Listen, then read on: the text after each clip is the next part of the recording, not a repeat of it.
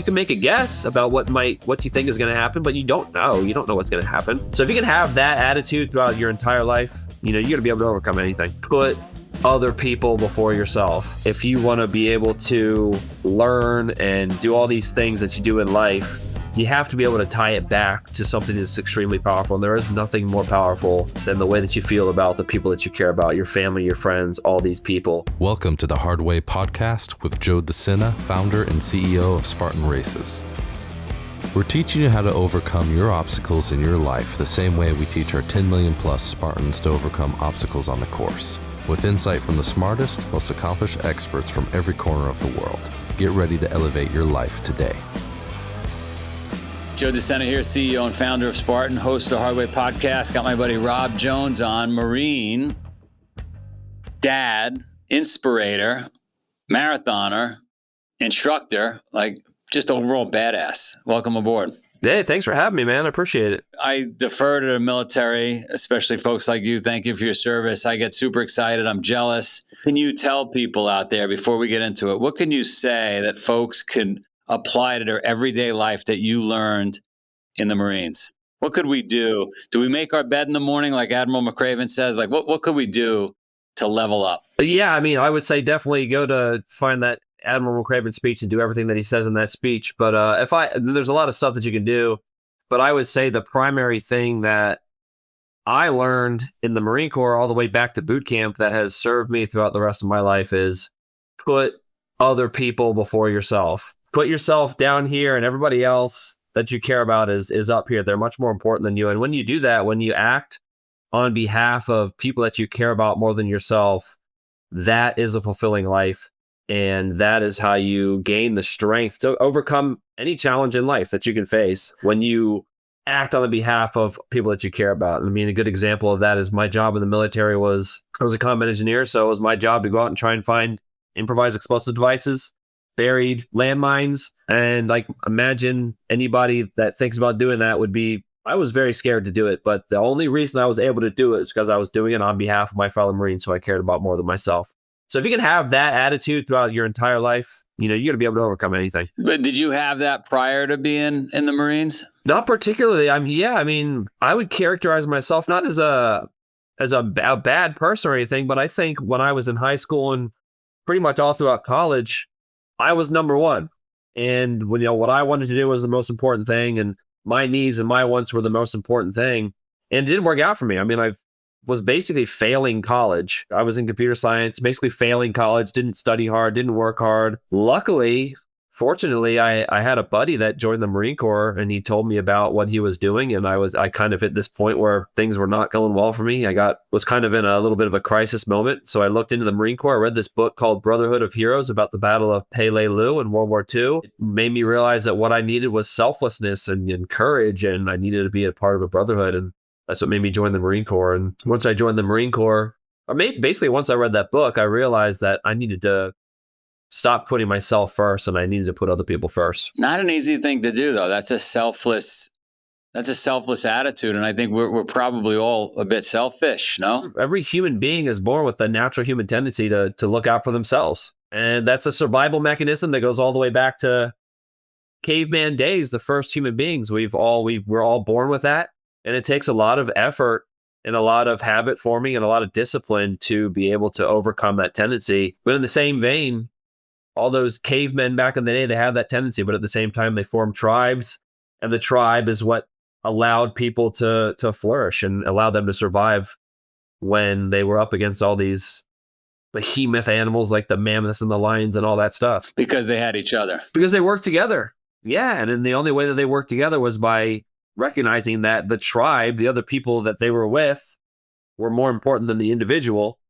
And when you think about that, that's how you gain courage. That's how you gain selflessness. And when you act in that way, that's how you achieve great things. How do we get that taught in schools, That is the challenge. I mean, it's just getting out there. First of all, being the example, being a person that other people would want to be like. I suppose offering, if you want to get it into a school directly, I mean, you'd have to go out there and offer your services to be able to go and speak to these schools. And a lot of the times, That's hard to do too, because I mean, schools are very protective of the people that come in and the things that get taught. But I've been asked to speak at a lot of different schools, high schools. I give speeches. I've given commencement addresses, and this is what I talk about. I talk about that, and so any opportunity that I get, because I mean, you bring up a good point that it's especially important to get these ideas into the younger generation, because they're the ones that are going to be taking this country and the entire world into the next 100,000 years. So Never thought about the next 100,000 years, but that's a well, yeah, I guess I meant 100 comma thousand, but yeah, 100,000 too. I mean, I hope humanity's around for another 100,000 years. I agree with you.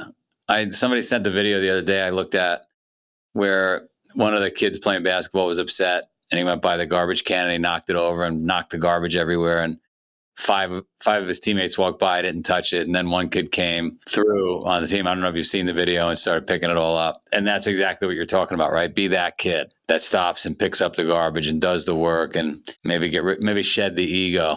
Yes, I mean, you bring up a really good point there. I mean, the most important thing that we can do, the first thing that you have to do in order to be selfless, is put your ego aside, because that's the force that is telling you that you're the most important thing. Everything that you think is correct, every opinion that you have matters more than anybody else's opinion. That's what you have to put in check first. And then when you do that, then the reason that those other kids didn't pick up the trash can is because, again, it's another natural human tendency to not want to take on more responsibility than we think that we have to.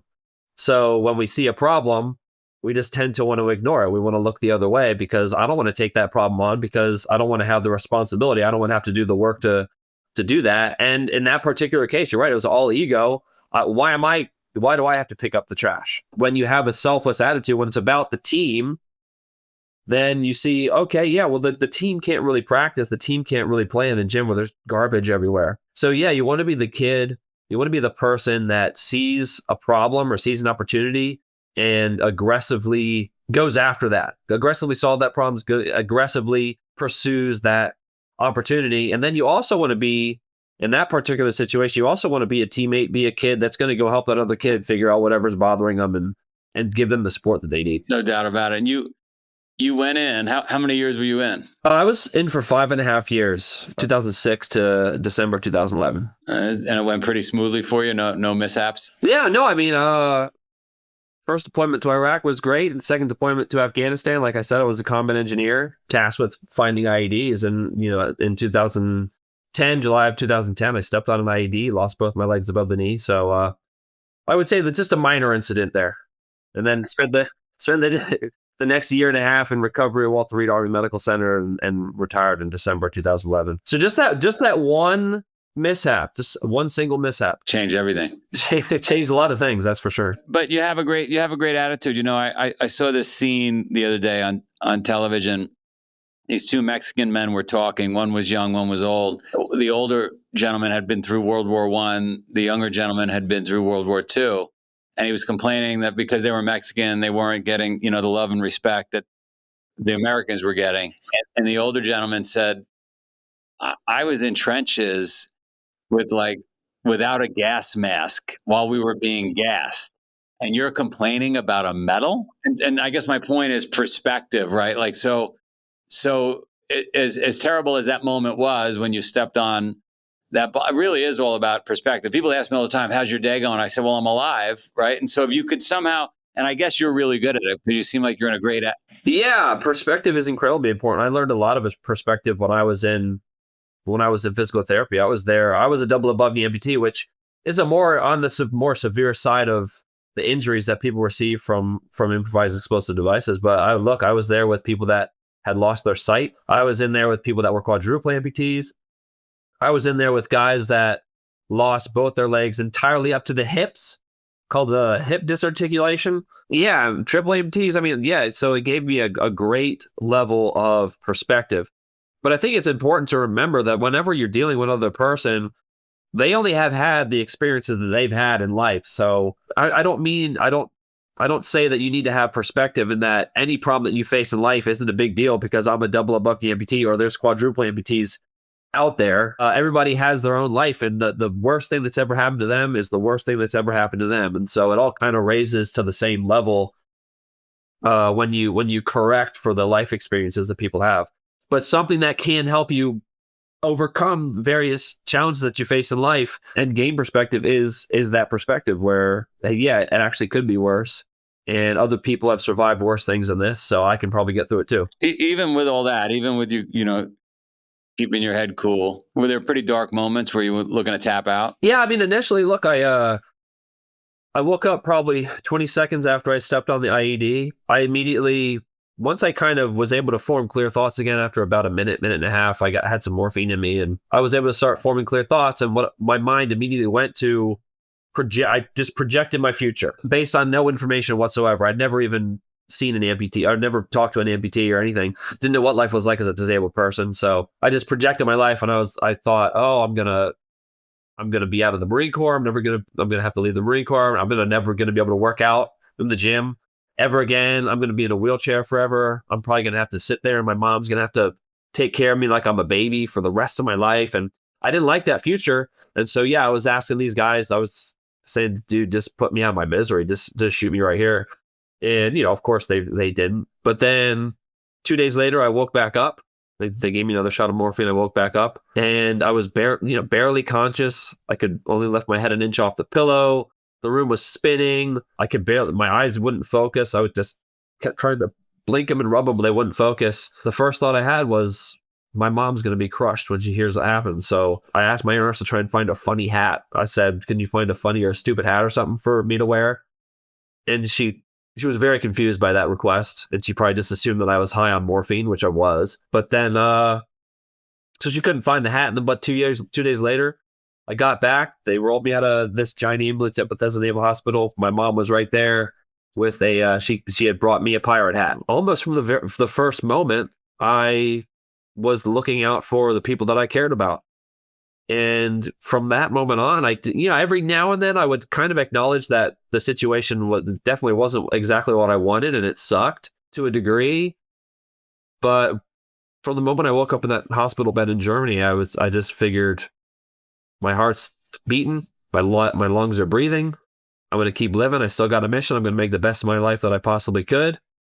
And now what years? It's 15 years later, and I wouldn't change anything, because I have a wife, I have 2 kids, and I love what I do, and I love my life. So I wouldn't go back and change anything. It's crazy how many of us, I guess, get into those moments, and unlike you, we don't change our perspective. We don't get the funny hat, and we don't bounce back. I think the mistake that a lot of people make, and when they face something difficult, is that projection of the future. When you don't know. You can make a guess about what you think is going to happen, but you don't know. You don't know what's going to happen. And when you make that projection, you tend to commit to it, and you say to yourself, well, if that's what my future is going to be like, then I don't want to be a part of that. But you don't actually know that that's what's going to happen. And it's that commitment. That's what you have to let go of. You can say, yeah, maybe it's going to be like that, but maybe it's going to be this other way. Well, I'm glad you hung around. I'm glad you stuck it out, and you've gotten your shit together. So tell us, I mean, you work out a ton, you've got 2 kids, life is good, you're going around speaking. Yeah, I mean, one of the things I'm most well known for, I suppose, is in 2017, I did this challenge where I ran 31 marathons in 31 consecutive days, all in different cities around the country, and raised money for veteran charities. And from there, I started doing some motivational speaking.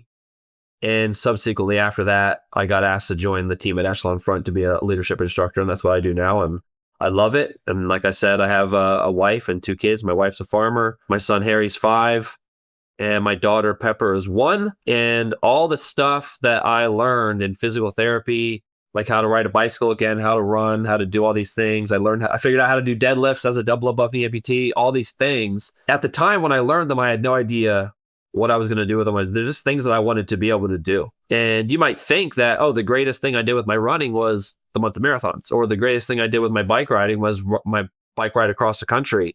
The greatest thing I did with my deadlifting was, I went to the Paralympics in 2012 and won a bronze medal. But none of those are the greatest things I did with any of those skills. The greatest things I can do is lift my daughter off the ground as a double above knee amputee, because I learned that technique, how to deadlift. I can ride a bike around with my son on the trails as he learns to ride a bike, and I can run along with him as he learns to ride his bike. I can take him for runs. one day, and I have all this strength because it makes me a better dad and it makes me a better husband. So that's the greatest thing that I could do with any of those skills. But yeah, I kind of went on a rambling there, but I think I answered your question. I love it, and I'm inspired by it. And anybody listening and watching, if you're not inspired, you probably shouldn't be living. Only thing I haven't done is run a Spartan race. That's what I need to do. Well, we got to get you out there for sure. Any Spartan, any Tough Mudder, your whole crew, your leadership crew, the folk, whoever you want, it's on us. We could set up an echelon front tent if you want, whatever you want. What's next? Yeah, I mean, I don't have anything, big physical challenges like that planned right now. I think I'm kind of focusing on raising my kids, applying all these things I learned to be a better dad for them, and kind of focus on them for now. And I really love what I do at Echelon Front with teaching leadership, because I get to go out all the time and I get to help people become better versions of themselves and help the people around them become better as well. And you alluded to it at the very beginning. How do we get that message into schools, into children? Well, we gotta get that into adults that can then teach their children that this is the way to be. And we want to spread that message as far and as wide as we possibly can. And I want to spread that message as far and wide as I possibly can, that message of being selfless, of taking ownership of everything in your life, of taking responsibility for your own mission and making it happen. I get to go out and I get to share that with other people and help them become better versions of themselves. And so it's a really fulfilling life. When my wife needs some help on the farm, I get to help her too. So it's great. I love it. How do people find you? Yeah, I mean, I'm on all the social media. Rob Jones Journey is my Instagram. I'm most active there. I try and do a daily video called "Put Your Legs On." That's what I do, because I was thinking about my boss Jocko. He has, I don't know if you follow him on Instagram, but he takes a picture of his watch every morning. I'm sure you know about him. So he takes a picture of the watch, and I was trying to figure out, what do I do every day that I could do like a consistent Instagram post? And it took me a while, but then eventually I figured out, what I do every day is I wake up in the morning, I put my legs on. So that could be kind of a cool thing. So that's my thing that I do on Instagram. I'm on LinkedIn at Rob Jones Journey, and those are kind of the two primary social media places that you can find me. One last takeaway. What would you tell everybody every day? I know you said earlier, like, hey, be selfless. Let's take care of folks. But what physical action should folks do on a daily basis to level up? One physical action every day: work out. What I want to say is read, write, all these different things, eat right. But in order to tie it back into what I said earlier about being selfless and putting other people, I mean, just the physical thing that you can do, if you hug your family, hug the people that you care about, tell them how much they mean to you, share those things, because that is what all the other stuff stems from. If you want to get up and work out every day, if you want to get up and if you want to eat right, if you want to be able to learn and do all these things that you do in life, you have to be able to tie it back to something that's extremely powerful. And there is nothing more powerful than the way that you feel about the people that you care about, your family, your friends, all these people. And if you can tie together why you need to work out to how it benefits those people, there's not really going to be any question about whether or not you should do it. You're going to go, yes, my family needs me to work out, so I'm going to go do it. And so that's what I would say. I love that, because I'm so terrible at it. I need to hug more.